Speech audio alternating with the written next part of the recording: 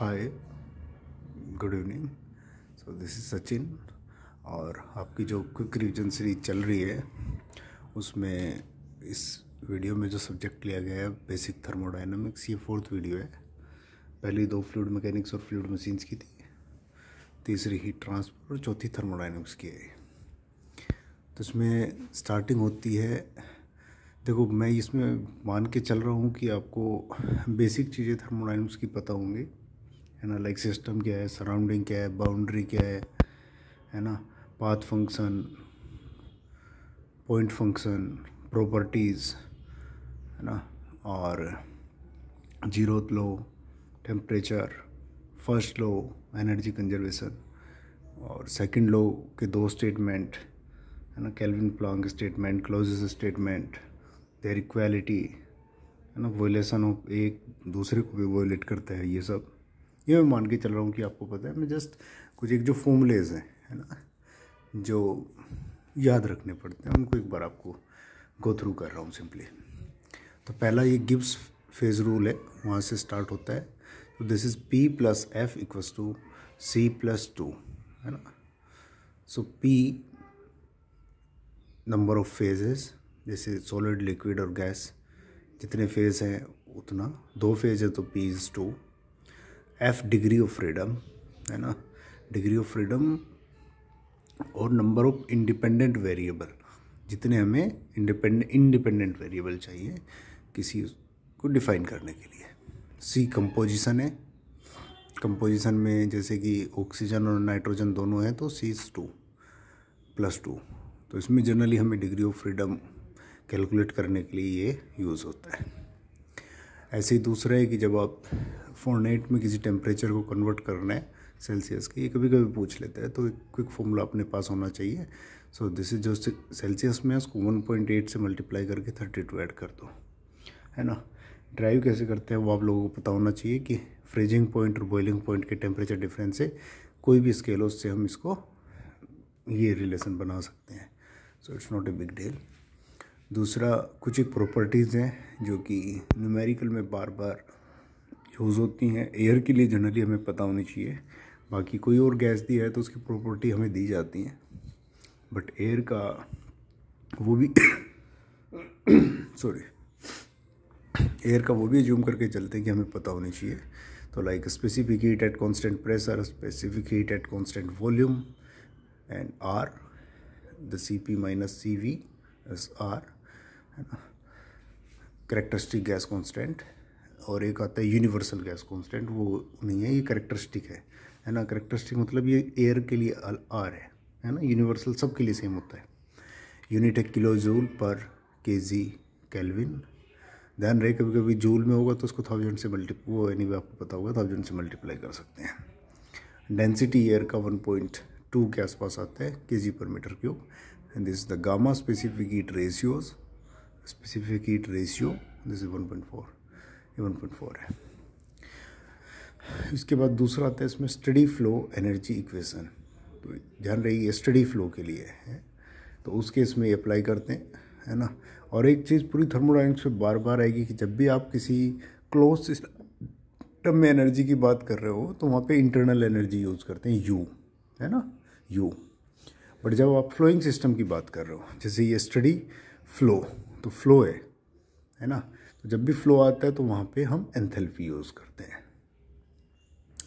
तो एंथैल्पी, है ना, क्योंकि ये जो एंथैल्पी आपको पता ही होगा कि ये इंटरनल एनर्जी और फ्लो वर्क के सम को एंथैल्पी बोलते हैं, U + PV। ओके, एनीवे, तो ये स्टडी फ्लो एनर्जी इक्वेशन है किसी एक पॉइंट पे, दूसरे पॉइंट पे H1 enthalpy at entering point plus kinetic energy at entering point, potential energy entering point पे, और हम ये मान के चल रहे हैं कि सिस्टम में कुछ हीट एंटर कर रही है ना। एंटरिंग हीट को हमने पॉजिटिव माना हुआ है, ओके, सिस्टम में एंटर कर रही है हीट, और ये एग्जिट पॉइंट पे है, वहाँ पे उसकी enthalpy, kinetic energy, potential energy, और ये एग्जिट पॉइंट पे है। तो हम ये एज्यूम कर रहे हैं कि जो वर्क है वो सिस्टम से आउट आ रहा है, सिस्टम से हमें मिल रहा है, वर्क आउटपुट मिल रहा है। ये स्टडी फ्लो के लिए था।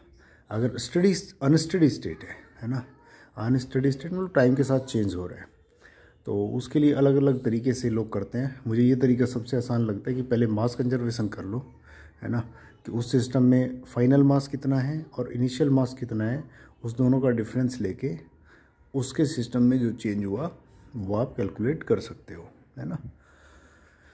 और फाइनल और इनिशियल वैल्यू जब आप करोगे, है ना, तो फाइनल और इनिशियल वैल्यू, फाइनल वैल्यू जब जिस टाइम पे आप कैलकुलेट कर रहे हो उस टाइम पे एज्यूम करोगे कि अब सिस्टम बंद है, ये इसकी फाइनल स्टेट है, तो उस टाइम पे आप इंटरनल एनर्जी के फॉर्मूले लगा सकते हो।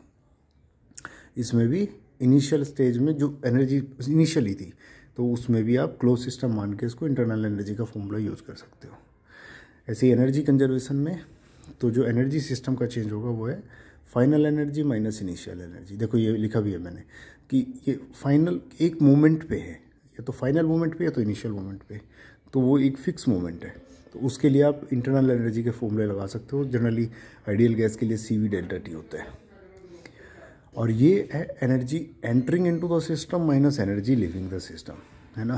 तो ये फ्लोइंग टर्म्स में है, energy entering into the system, है ना। तो जब एंटर कर रहे होते हैं उस टाइम पे इसको फ्लो है तो एंथैल्पी के टर्म में लिखते हैं, तो H in minus H exit, entering enthalpy minus exiting enthalpy. और फॉर आइडियल गैसेस को हम CP डेल्टा T लिख सकते हैं। ओके, अब 3 चीज़ें आती हैं, ये इनका आपको पता ही होगा, एक हीट इंजन आता है, एक हीट पंप और एक रेफ्रिजरेटर। तीनों में सोर्स है at a higher temperature T1, source एक हायर टेम्परेचर पे है, नीचे सिंक है लोअर टेम्परेचर पे T2। ये हीट इंजन लगे हैं सोर्स और सिंक के बीच में, इसमें हीट पंप लगा है और इसमें रेफ्रिजरेटर भी लगा है ना। तो 1 बाय 1 देखो, हीट इंजन का काम होता है कि हमें उससे वर्क आउटपुट मिलता है, और ये इंजन है तो उसकी एफिशिएंसी आती है, जो वर्क आउटपुट हमें मिला वो output divide by input. Input क्या है कि सोर्स से जो इंजन ने हीट ली ये इसका इनपुट है, तो W/Q1 work by heat input. और अगर ये रिवर्सिबल है तो इसको इस टर्म्स में भी लिख सकते हैं, आपको पता ही होगा 1 - T2/T1, है ना। ये कैसे आया वो चीज़ आपको बताने की शायद ज़रूरत नहीं है कि W कितना होगा, Q1 - Q2 का जो डिफरेंस होगा वो हमें W मिलेगा, तो उसको आप यहाँ सब्स्टिट्यूट करके देख सकते हो। दूसरा हीट पंप का काम क्या होता है, सर्दियों में किसी स्पेस को गर्म करना, है ना। जैसे कि बाहर ठंड ज़्यादा है, 1 मिनट, बाहर ठंड ज़्यादा है, रूम में हमें गर्म रखना है, तो रूम का टेम्परेचर ज़्यादा है, बाहर का कम है due to this heat pump की वजह से। तो हीट पंप रूम को गर्म रख रहे हैं, उसको हमें कुछ इलेक्ट्रिकल वर्क देना पड़ता है, तो ये एनर्जी यहाँ से ले रहा है, बाहर से ले रहा है, कुछ इलेक्ट्रिकल वर्क हम दे रहे हैं और फिर हीट हमें रूम को दे रहा है, तो ये काम हीट पंप का होता है। तो इस केस में क्योंकि हम वर्क दे रहे हैं तो उसमें COP आता है, एफिशिएंसी नहीं आता, कोएफिशिएंट ऑफ परफॉर्मेंस। तो वो क्या है, जो हमें डिजायर्ड आउटपुट हमें मिल रहा है, तो डिजायर्ड आउटपुट हमारा क्या है, हीट पंप हम किस काम के लिए यूज़ कर रहे हैं, हमारे रूम को गर्म करने के लिए, है ना। तो ये डिजायर्ड है हमारा Q1, जितनी ज़्यादा हीट देगा हमारे लिए उतना बेटर है, हमारा रूम उतना गर्म रहेगा। तो this Q1 desired output divide by input हम क्या दे रहे हैं, हम तो सिर्फ इलेक्ट्रिकल वर्क इनपुट दे रहे हैं, तो ये Q2 क्या है, ये तो इन्वायरमेंट से ले रहे हो, तो हमारा इनपुट क्या है, W है, तो Q1/W। अगेन इन दोनों में एनर्जी बैलेंस करके रिवर्सिबल साइकिल के लिए आप इसको टेम्परेचर के टर्म्स में लिख सकते हो। ठीक इसी तरीके से तीसरा है रेफ्रिजरेटर का भी काम क्या है कि जो ठंडा स्पेस है, जो फ्रिज के अंदर हम चीज़ें रखते हैं वो ठंडा है, बाहर इन्वायरमेंट में गर्म है, पीछे देखा होगा कंडेंसर होता है, तो फ्रिज के अंदर जो सामान रखे हैं उनमें से हीट निकालता है और हमें देता है बाहर, है ना, दे रहा है ना, देखो बाहर ये दे रहा है, इसके लिए हमें कुछ इसको इलेक्ट्रिकल वर्क देना पड़ता है ना। तो इसका COP भी वही होता है कि डिजायर्ड गैस में। अब इसमें डिजायर्ड ये नहीं कि बाहर सराउंडिंग में कितनी हीट दे रहा है, हमें डिजायर्ड ये है कि जो फ्रिज के अंदर सामान रखा है कम लो टेम्परेचर पे, उससे कितनी हीट एक्सट्रैक्ट कर रहा है, ये हमारा डिजायर्ड फंक्शन है ना। तो this is Q2 divide by desired output, हमें क्या मिल रहा है, कितनी हीट खींच रहा है, और इनपुट हम क्या दे रहे हैं, इलेक्ट्रिकल वर्क W। अगेन वही रिवर्सिबल साइकिल के लिए आप एनर्जी बैलेंस से ऐसे लिख सकते हैं। एक ही आता है कभी कभी, COP of heat pump is equals to 1/COP of refrigerator. ये कब, रिवर्सिबल साइकिल के लिए। इन दोनों को आप करके देखेंगे तो ये रिलेशन आ जाता है, you can check it. Next आता है क्लोजियस इनइक्वालिटी। क्लोजियस जी ने क्या बोला कि ये जो इंटीग्रल है और इस पे ये ऐसे बना है, मतलब कि साइक्लिक इंटीग्रल, कि किसी साइकिल में रेशियो जो होगा heat transaction divide by T, है ना। तो ये क्या होगा, लेस देन और इक्वल्स टू जीरो होगा। लेस देन और इक्वल टू जीरो का मतलब है इक्वल टू अगर जीरो होगा तो वो बोले कि वो रिवर्सिबल साइकिल होगा। ध्यान देना, प्रोसेस की बात नहीं कर रहे हैं, है ना, साइकिल की बात करें, दिस इज अ साइकिल। तो इक्वल्स टू जीरो होगा तो बोले रिवर्सिबल होगा, लेस देन जीरो होगा तो बोले कि फिर वो इरिवर्सिबल होगा। अब कोई बोले कि ग्रेटर देन जीरो होगा तो बोले वो इम्पॉसिबल होगा, वो इम्पॉसिबल होगा। यही थर्मोडायनेमिक्स की ब्यूटी है ना, कि वो इम्पॉसिबल चीज़ों को बता देती कि ये इम्पॉसिबल है। डजेंट मैटर कि आप कितना एफर्ट कर लो, डजेंट मैटर कि आप कितनी आइडियल कंडीशन कर लो, कुछ चीज़ें इम्पॉसिबल है तो इम्पॉसिबल है, लॉ ऑफ द नेचर, है ना। तो उसमें अपने को मेहनत करने का, टाइम वेस्ट करने का ज़रूरत नहीं है, because that is really impossible. Okay, so ये बता देते हैं, है ना, कि हमेशा होगा लेस देन और इक्वल टू जीरो होगा। इक्वल टू कब आएगा, अगर रिवर्सिबल है, लेस देन होगा इरिवर्सिबल है, ग्रेटर देन कभी होगा ही नहीं, है ना। इसी तरीके से एंट्रोपी डिफाइन होती है ना, कि जो उसका रेशियो है। अब ये डी को ऐसे काट के लिखा है ना, ये आपको समझ में आ रहा होगा कि ये क्या है, क्योंकि हीट क्या है, एक पाथ फंक्शन है, पॉइंट फंक्शन नहीं है, पाथ फंक्शन है, इसलिए इसको परफेक्ट डिफरेंशिएशन नहीं लिखते। तो ये डी को ऐसे काट के कुछ लोग डेल्टा लिखते हैं, वो लिख सकते हैं। सो डी क्यू बाई टी ये। तो बोले कि जो चेंज इन एंट्रोपी होगा, है ना, अब इसमें साइकिल नहीं लिखा है, तो ये किसी भी प्रोसेस के लिए, किसी भी प्रोसेस के लिए, जनरल प्रोसेस के लिए, तो ये जो होगा D S, change in entropy, वो हमेशा ज़्यादा होगा किससे, अगर हम उस पूरे प्रोसेस में जो heat interaction at different temperature, एक इंटरेक्शन एक टेम्परेचर पे प्लस दूसरा इंटरेक्शन दूसरे टेम्परेचर पे, उन सबको देखें तो डी क्यू बाई टी उससे हमेशा ज़्यादा होगा। ऐसे ही जैसे हमने यहाँ पे एनर्जी बैलेंस किया था, ये देखो ना आप, एनर्जी बैलेंस था, energy entering into the system minus energy leaving the system equals to the change in energy of the system. ऐसे ही एंट्रोपी बैलेंस होता है ना, ये एंट्रोपी बैलेंस है। तो entropy entering into the system, अब एंट्रोपी सिस्टम में कैसे एंटर कर सकती है, मास के साथ एंटर कर सकती है। हो सकता है सिस्टम में मास एंटर कर रहा हो, सिस्टम में हीट एंटर कर रही हो, देखो ये हीट है ना, हीट से एंट्रोपी रिलेटेड है ना। तो सिस्टम की हीट के साथ एंट्रोपी एंटर कर सकती है और एंट्री एग्जिट भी कर सकती है एंट्रोपी, है ना। तो मास के साथ, हीट के साथ, वर्क के साथ एंट्रोपी का कोई रिलेशन नहीं है ना। तो वर्क आउटपुट हो रहा हो या इनपुट हो रहा हो, मतलब एंटर कर रहा हो या वर्क सिस्टम से आ रहा हो, उससे एंट्रोपी का कोई लेना देना नहीं है ना। तो entropy entering into the system minus entropy leaving the system, plus इसमें आता है एंट्रोपी जनरेशन, है ना। जैसे आपको बोला जाता है कि conservation of energy, energy can neither be created not destroyed, energy को न पैदा किया जा सकता है न डिस्ट्रॉय किया जा सकता है, लेकिन एंट्रोपी क्या जनरेट होती है ना। एनर्जी जनरेट नहीं होती, तो उसमें ये टर्म जनरेशन वाला नहीं था। ये देखिए आप यहाँ पे एंटरिंग माइनस एग्जिट, कोई जनरेशन वाला टर्म नहीं था, कोई डिस्ट्रॉय वाला टर्म नहीं था, लेकिन एंट्रोपी में जनरेशन का टर्म है। और यहीं पे मैं एक चीज़ बता दूं, शायद मैंने आगे नहीं लिखा है, कि जो एक्सर्जी होगी, एक्सर्जी बोलते हैं जिसको, एक्सर्जी अवेलेबिलिटी में आता है, उसमें ये exergy entering into the system minus exergy living the system, और ये एक्सर्जी जैसे जनरेट हो रही है, एक्सर्जी हमेशा क्या होती है, डिस्ट्रॉय होती है ना। एक्सर्जी हमेशा डिस्ट्रॉय होती है, तो उसमें माइनस एक्सर्जी डिस्ट्रॉइंग आके equals to change in the exergy of the system है। यहाँ पे चेंज इन एंट्रोपी लिखा है। ओके, तो ये चीज़ ध्यान रखिएगा, ये मतलब कभी कभी ज़रूरत पड़ती है इसकी न्यूमेरिकल्स में ना, ठीक है, ये देख लीजिए। ओके, नेक्स्ट TDS इक्वेशन, है ना, ये हमें पता होनी चाहिए, अच्छी सी चीज़ है, इससे बहुत सारे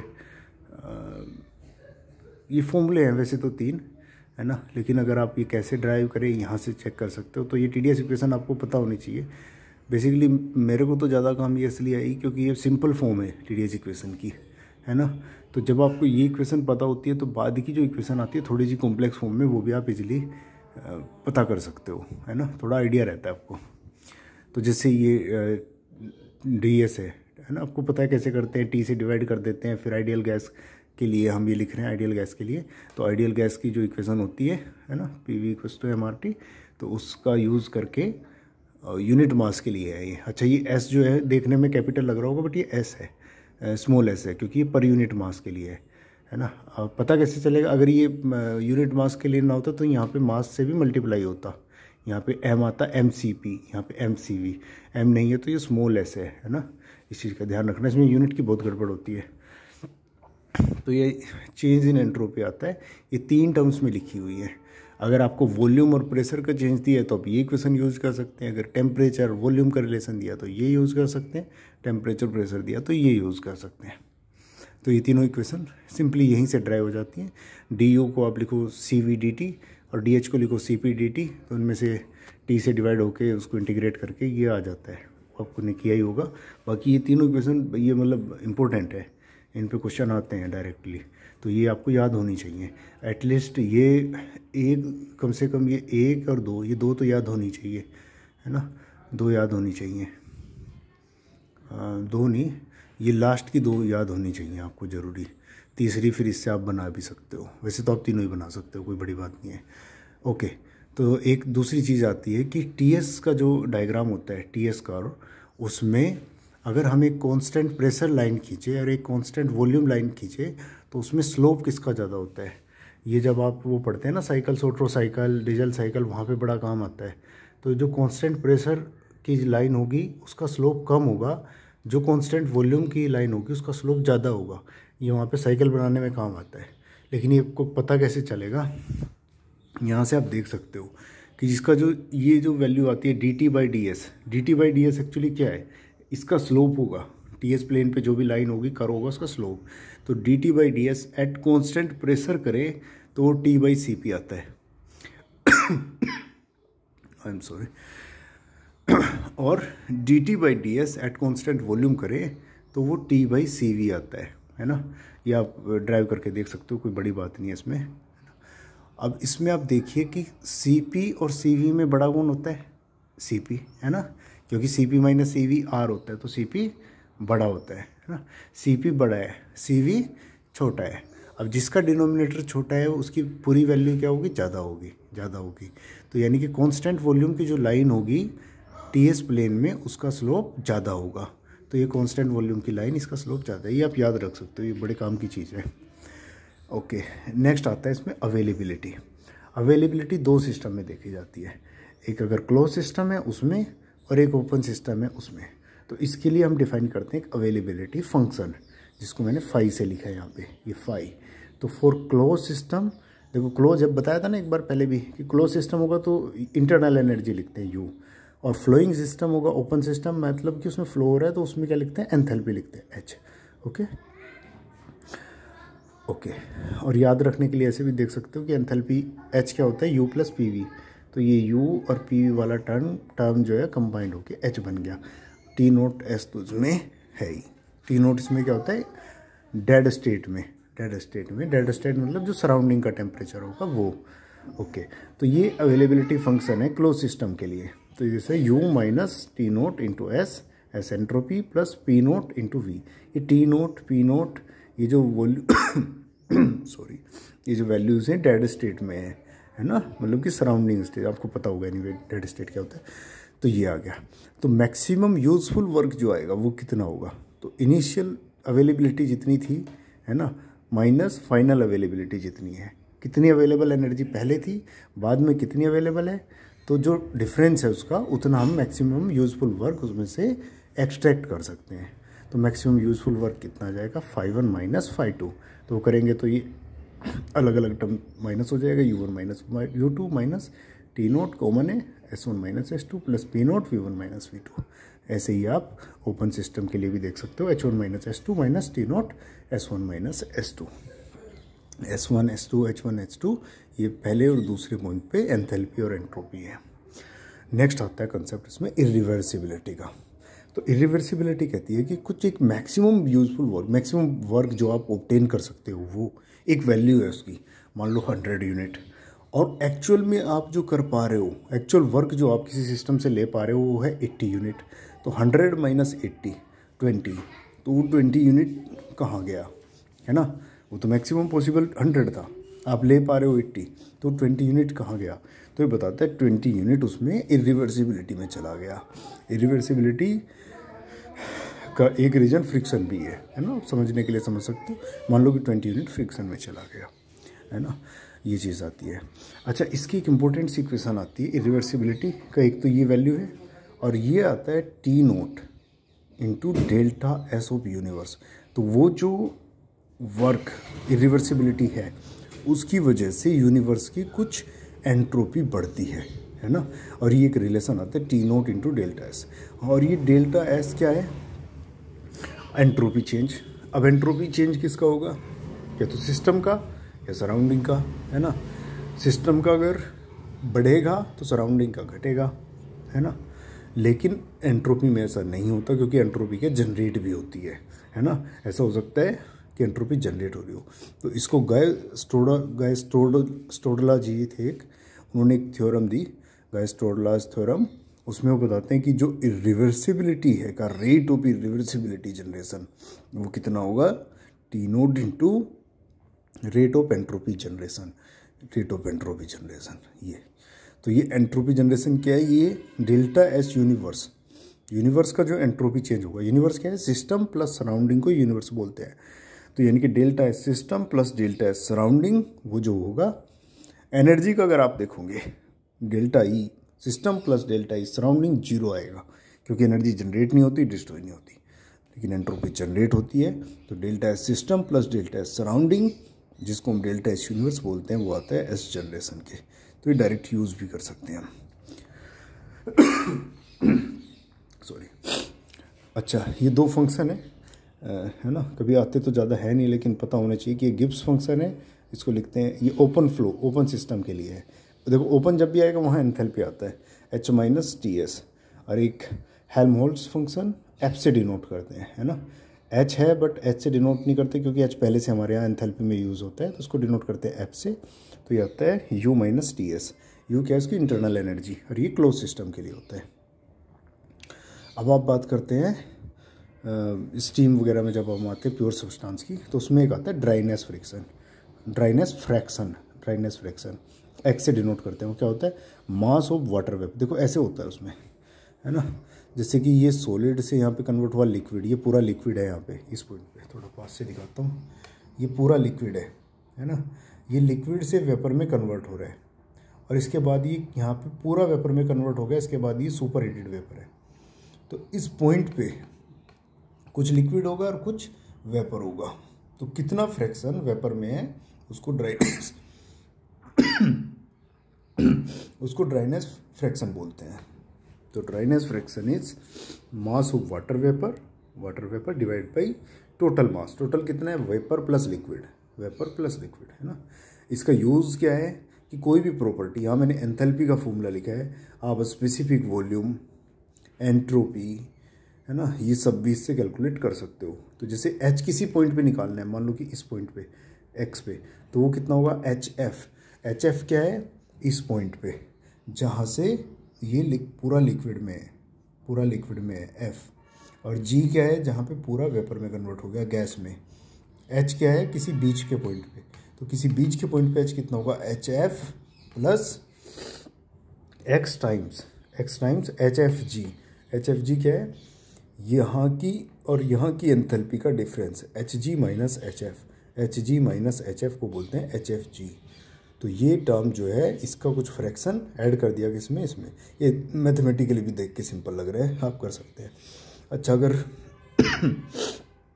किसी यहाँ सुपर हीटेड स्टेट में किसी पॉइंट पे एंथैल्पी निकालनी हो तो कैसे निकालेंगे, एंथैल्पी, एंट्रोपी, स्पेसिफिक वॉल्यूम सबके लिए सेम है। मैंने एक लिखा है, कैसे, H2 कैसे निकालेंगे, आपको यहाँ की वैल्यू पता है, यहाँ से थोड़ी ज़्यादा है ना। अब यहाँ पे कितनी थी, HG प्लस उसमें कुछ ऐड होगा, HG में कुछ ऐड होगा, कितना ऐड होगा, यहाँ पे बन गया वो वेपर, है ना। वेपर बिहेव करेगा गैस की तरह, तो गैस का लो ऐड होगा उसमें, Cp into delta T, temperature difference. तो Cp इंटू डेल्टा टी कितना है, T2 माइनस ये टेम्परेचर, ये कितना था, T2 माइनस TG, है ना। ऐसे ही सब कूल्ड होगा तो उसमें निकाल सकते हो HF माइनस ये जो Cp इंटू डेल्टा टी, वो आपको पता होगा। 4 इक्वेशंस हैं, मैक्सवेल्स इक्वेशंस आपको पता होंगी ये, है ना।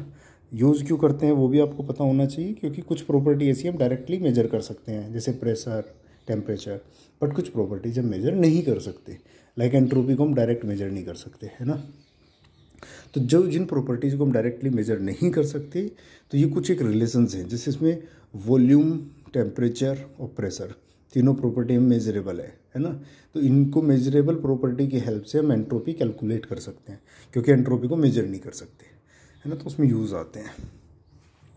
तो ये दो रिलेशन देखो, del T by del V, ये इसका उल्टा है, del V by del T, minus minus del P by del S, इसमें del S by del V, है ना। कांस्टेंट क्या है वो अब सिंपल है, इसमें देखना याद रखने की ज़रूरत नहीं। जहाँ इसमें एस से डिफ्रेंशिएशन है तो इसमें एस को, दूसरे वाले में एस कांस्टेंट है। ये वी के रिस्पेक्ट में डिफ्रेंशिएशन है तो इसमें यहाँ वी कांस्टेंट है। ऐसे ही इसमें यहाँ पी है तो पी कांस्टेंट, टी है तो टी कांस्टेंट। ऐसे ही मेरे ख्याल से दो इक्वेशन याद रखो, ये पहली और दूसरी, बाकी तीसरी और चौथी उसकी उल्टी है। बस आपको ये कांस्टेंट क्या रखना है वो आपको दिमाग लगाना है थोड़ा सा, कि जिसके रिस्पेक्ट में डिफ्रेंशिएशन किया वो कांस्टेंट हो जाएगा दूसरे वाले में। दूसरे में del T by del P, है ना, entropy constant, del V by del S at pressure constant. अब यहाँ प्रेशर के रिस्पेक्ट में डिफ्रेंशिएशन है तो दूसरे वाले में प्रेशर कांस्टेंट, यहाँ एंट्रोपी के रिस्पेक्ट में डिफ्रेंशिएशन है तो यहाँ एंट्रोपी कांस्टेंट। ये इसकी उल्टी है, T by P, P by T, V by S, S by V, है ना। यहाँ वी है तो वी कांस्टेंट, टी है तो इधर टी कांस्टेंट। एनीवे आप देख सकते हो चारों इक्वेशन इंपॉर्टेंट है, याद होनी चाहिए। कुछ लोग इसको एक सीक्वेंस भी रखते हैं आज तपस्वी बोल के, जैसे ये टी पी एस वी तपस्वी, टी पी एस वी तपस्वी, टी पी एस वी तपस्वी, टी पी एस वी तपस्वी। वो हर आपने जिस भी तरीके से याद रखा है वही वो उससे भी याद रख सकते हो। अच्छा, टी डी एस इक्वेशन यहाँ आपने देखी थी ना, ये थी दो equation, D U plus P D V D H minus P D V. Same इसका थोड़ा सा इन मैक्सवेल इक्वेशन को यूज करके जर्नल फॉर्म आती है ना। तो ये देखिए T D S equals to D U plus P D V D H minus P D V. तो ये जो पहली फॉर्म है डी यू को हम लिख सकते हैं सी वी डी टी, आपको पता ही होगा ये चीज़, प्लस पी डी वी को एक एक्स्ट्रा टर्म के रूप में लिखा, है ना, ये लिखा पी डी वी को एक एक्स्ट्रा टर्म के रूप में। एक्स्ट्रा टर्म क्या है, ये है टी, ये ऐसा। तो इसमें ध्यान दीजिए डी वी की जगह D V as it is है कि नहीं है, ये डी वी है, ये भी डी वी है ना। बस ये टर्म्स यहाँ पे एक्स्ट्रा आया, ये किसकी जगह आया, पी की जगह। अब देखिए पी यहाँ पे है, पी यहाँ पे है, इस टी से वी अच्छा कांस्टेंट क्या है, जिसके रेस्पेक्ट में डिफरेंशिएशन वी, वही यहाँ पे कांस्टेंट है ना। ये मैं सिर्फ याद करने के लिए बता रहा हूँ, ये कोई लॉजिक नहीं है ना। जब इसका ड्राइव करते हैं तो ये कई बार कुछ लोगों को कन्फ्यूजन आता है कि डी वी है, जब वी कांस्टेंट है तो इसका डिफरेंशिएशन जीरो हो जाना चाहिए, डी वी जीरो ना, है ना। वो अगर किसी को कन्फ्यूजन है तो अलग से इसको डिस्कस कर सकते हैं। बाकी ये मैं सिर्फ आपकी याद करने के लिए बता रहा हूँ कि डी यू को सी वी डी टी लिख दिया, डी वी का डी वी रहा, पी यहाँ पे था तो पी यहाँ पे, टी से टी कैंसिल, और जो यहाँ पे होता है वही यहाँ पे होता है वी वी, है ना। ऐसे ही आप इसके टर्म्स में लिख सकते हो, डी एच को सी पी डी टी लिख दिया, बीच में माइनस है तो minus as it is, V है तो ये वी, टी से टी कटेगा, पी पी ये सेम है ना, याद रख सकते हो। बाकी याद होनी चाहिए दोनों इक्वेशंस ना, ज़रूरी है। अच्छा, इन दोनों को आप इक्वल करो, दोनों इक्वेशन को, क्योंकि दोनों इक्वल टू किसके हैं, टी डी एस के हैं। इक्वल करके C P minus C V की वैल्यू निकालो तो ये वाली वैल्यू आ जाएगी, है ना। इन दोनों को इक्वल करके आप देखोगे और थोड़े एक दो मैक्सवेल इक्वेशन यूज़ करो, है ना, मैक्सवेल इक्वेशन यूज़ करके ये आ जाता है। अब यहाँ से पता चलता है कि ये नेगेटिव है ना, टी एब्सोल्यूट टेम्परेचर पॉजिटिव है, ये स्क्वायर पॉजिटिव है, और del P by del V जो होता है एट कॉन्स्टेंट टेम्परेचर हमेशा नेगेटिव होता है। आपको पता होगा कि अगर हम पी वी डायग्राम बनाते हैं, है ना, तो वॉल्यूम अगर प्रेशर बढ़ रहा है तो वॉल्यूम कम होता है। किसी पिस्टन सिलेंडर में आप प्रेशर बढ़ाओ तो वॉल्यूम कम होता है। तो ये जो D P by D V होगा ये हमेशा नेगेटिव होगा। तो ये पूरा पॉजिटिव है, पॉजिटिव इंटू नेगेटिव नेगेटिव, और नेगेटिव पॉजिटिव, तो ये वैल्यू पॉजिटिव आती है। कहने का मतलब ये है कि सी P minus C V positive आता है, यानी कि सी पी सी वी से बड़ा है ना, ये ध्यान रख सकते हो। दो एनर्जी इक्वेशंस होती हैं, है ना, एक डी यू के टर्म में, एक डी एच के टर्म में। आइडियल गैस है तो आपको पता है डी यू की वैल्यू कितनी आती है, C V d T, d H कितना आता है enthalpy change, C P d T. C P C V आपको पता है specific heat at constant pressure and constant volume. लेकिन अगर आइडियल गैस नहीं है तो उसमें एक एक टर्म और एक्स्ट्रा ऐड हो जाते हैं, ठीक है। अब वो टर्म आप यहाँ पे देख लीजिए क्या है ना। यू वाले में अगेन ये टर्म है, दोनों इक्वेशन आपको याद होने चाहिए। T del P by del T at constant volume minus P into D V. इसमें भी T del V by del T at constant pressure minus V into D P. लेकिन याद रखने के लिए मैं तुम्हें फिर से इजीली बता सकता हूँ इसको कि ये आप यहीं से ध्यान रखिए कि डी यू वाले में यहाँ पे प्लस है, डी एच वाले में माइनस है, जैसे वहाँ पे आता था, है ना। और दूसरा यहाँ देखिए आप, ये इधर पी है इधर पी है, तो ये टी से टी कटा, पी बचेगा, टी से टी कटा, यहाँ वी बचेगा, वी माइनस वी 0, है ना। एट पी डिफ्रेंशिएशन पी के रेस्पेक्ट में है तो यहाँ पी, ये वी के रेस्पेक्ट में है तो वी, ऐसे करके आप इसको याद रख सकते हो, है ना। बाकी ये लॉजिक नहीं है ना इस चीज़ का। जब ड्राइव करते हैं वो लॉजिक अलग है, ये मैं सिर्फ आपको याद करने के लिए बता रहा हूँ। एक आता है क्लोसियस क्लेपेरॉन इक्वेशन, तो इसमें भी ये एक थी ना, ये वाली इक्वेशन हम यूज़ करते हैं, Clausius Maxwell equation, del P by del T equals to del S by del V. तो ये अब क्योंकि ये है ना सिंगल फेज में यूज़ कर रहे हैं, तो del P by d T क्या हो जाएगा, d P by d T, और d S by D V, ये देखिए ये हो गया d P by d T, है ना। और वो इधर आएगा d S by D V, और उसमें आइडियल गैस इक्वेशन आप यूज़ कर लो, है ना, वी को लिखने के लिए। तो इस तरीके से आ जाता है P into latent heat divide by R T square, है ना। लेटेंट हीट क्या है, ये जो एच एफ जी, यहाँ से H G minus H F, ये लेटेंट हीट है, क्योंकि इसमें टेम्परेचर नहीं बढ़ रहा होता। P into latent heat square upon R T square, देखेंगे P बाई आर टी, है ना। ये क्या एक तरीके से अगर आप देखो, है ना, क्या ये लिखते हैं ना P V equals to R T, तो उससे चेक करके देखो ये क्या आता है। और ये latent heat divide by temperature, और हीट बाई टेम्परेचर क्या होता है, लेटेंट हीट क्या है, ये वाली H G minus H F, ये हीट डिवाइड बाई ये टेम्परेचर कांस्टेंट, तो ये क्या होती है, एंट्रोपी, हीट बाई टेम्परेचर। तो इसको आप एस एफ जी भी लिख सकते हो, डायरेक्ट टेबल से वैल्यू मिल जाती है ना। तो ये क्लेपेरॉन इक्वेशन पूछी जाती है, इस वाली मैक्सवेल इक्वेशन से आती है। ये इक्वेशन आप याद रखो खाली, है ना, ये इक्वेशन याद रखो। ये पार्शियल डिफरेंशिएशन को कंप्लीट डिफरेंशिएशन कर दो, टोटल डिफरेंशिएशन, और उसको आप चेंज कर दोगे, है ना, उसको आप चेंज कर लोगे। वी की वैल्यू रख देना यहाँ पे, जो आएगा डी वी की वैल्यू उसको रख देना। एक आता है joule kelvin effect. Joule kelvin effect में क्या है कि टीपी प्लॉट पे, टेम्परेचर प्रेशर प्लॉट पे कांस्टेंट एंथैल्पी की कुछ लाइंस बनाई जाती हैं, है ना। कांस्टेंट एंथैल्पी की लाइन कैसे बनाई जाती हैं, थ्रोटलिंग प्रोसेस से। थ्रोटलिंग प्रोसेस में क्या होता है, आपको थ्रोटलिंग का पता होगा कि एक बहुत छोटे से साइज की ओपनिंग होती है, उसके थ्रू फ्लूइड को पास कराया जाता है, तो उसमें प्रेशर ड्रॉप होता है। तो हमेशा थ्रोटलिंग प्रोसेस प्रेशर ड्रॉप की डायरेक्शन में होगा। तो ये पी एक्सिस है, तो थ्रोटलिंग प्रोसेस इस डायरेक्शन में होगा, इस डायरेक्शन में, है ना, इस डायरेक्शन में, यानी कि प्रेशर के डिक्रीज होने की डायरेक्शन में होगा, है ना। तो जैसे ये प्रोसेस हुआ यहाँ से यहाँ, यहाँ से यहाँ, यहाँ से यहाँ, तो इसमें उन्होंने एक चीज़ ऑब्जर्व करी कि ये जो कर्व बनते हैं, है ना, ये एक एंथैल्पी पे बनाया, सपोज H1 पे, ये H2 पे, तो उन्होंने ऑब्जर्व करा कि एक पॉइंट ऐसा आता है कि उस पे अगर हम थ्रोटलिंग कराते हैं, कांस्टेंट एंथैल्पी रखते हैं, तो टेम्परेचर, ये देखिए ये टी है ना, एक्सिस इधर ऊपर की तरफ जा रहा है, यानी कि टेम्परेचर बढ़ता है। थ्रोटलिंग कराने से टेम्परेचर बढ़ता है, ये देखिए। और एक रीजन उनको ऐसा मिला कि एक पॉइंट ऐसा आता है कि उसके बाद थ्रोटलिंग कराते हैं तो ये कर्व नीचे आ रहा है, मतलब कि टेम्परेचर डाउन होता है। तो टेम्परेचर डाउन होता है तो इसको हम कूलिंग रीजन बोलते हैं, टेम्परेचर बढ़ रहा है तो इसको हम हीटिंग रीजन बोलते हैं। ये थ्रोटलिंग कई बार यूज़ होता है ना, आपको पता होगा कि कूलिंग में इसका यूज़ होता है ना, अपने रेफ्रिजरेटर में भी ये प्रोसेस होता है। तो वहाँ पे हमेशा हमें कूलिंग रीजन में रखना होगा इसको, है ना, कूलिंग रीजन में। तो हमें पता होना चाहिए कि कूलिंग रीजन किसके बाद आता है, इसको इन्वर्जन कर्व बोलते हैं। इस पॉइंट को, मतलब इसके इधर हम रखेंगे तो ये कूलिंग रीजन है, इसके इधर रखेंगे तो हीटिंग रीजन है। अगर हमने थ्रोटलिंग इस रीजन में कराया तो ठंडा होने के बजाय वो गर्म हो जाएगा, जो कि हमारा पर्पस सोल्व नहीं करेगा। लेकिन अगर इस रीजन में हम कराते हैं तो ठंडा होगा, कूलिंग रीजन है। तो इस चीज़ का ध्यान रखेंगे।